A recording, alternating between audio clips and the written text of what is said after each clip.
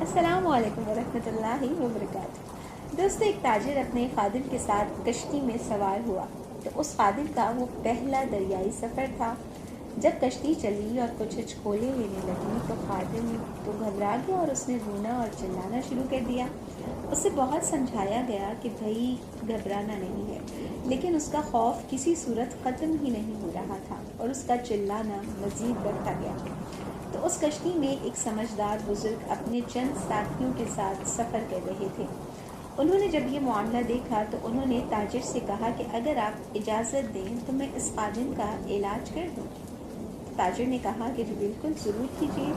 تو بزرگ نے اپنے ساتھیوں کے ساتھ مل کر خادم کو اٹھایا اور دریا میں پھینک دیا۔ اب خادم جب پانی میں ڈوبنے لگا تو اس نے ہاتھ پاؤں مارنے شروع کر دیے اور زور زور سے چلانے لگا۔ جب وہ دو چار غوطے کھا چکا تو پھر بزرگ نے اپنے ساتھیوں کے ساتھ مل کر اس کو دریا سے باہر نکال لیا۔ جب وہ خادم کشتی میں دوبارہ سوار ہوا، اب وہ بڑے سکون سے، خاموشی سے، اطمینان کے ساتھ ایک کونے میں جا کر بیٹھ گیا۔ تاجر دیکھ کر بہت حیران ہوا۔ اس نے بزرگ سے پوچھا کہ یہ کیا ماجرا ہے؟ بزرگ نے کہا کہ امن اور عافیت کی قدر وہی جانتا ہے جو کسی مصیبت میں مبتلا ہو۔ جب یہ خادم غوطوں کی مصیبت میں مبتلا ہوا تو اسے کشتی کے ہچکولوں میں بھی امن اور عافیت نظر آنے لگی۔ دوستو، زندگی کے سفر میں بھی بعض اوقات ہمارے ساتھ ایسا ہی ہوتا ہے۔ قدرت ہمیں کچھ ہچکولے سے دینے لگتی ہے، کبھی کسی نقصان کا ہچکولا، کسی دکھ کا، تکلیف کا ہچکولا، کبھی کسی بیماری کا ہچکولا۔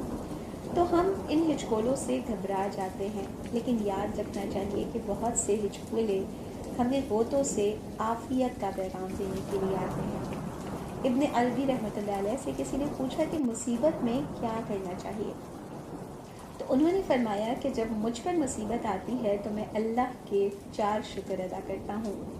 ایک شکر اس پر کہ مصیبت اس سے بڑی بھی تو ہو سکتی تھی۔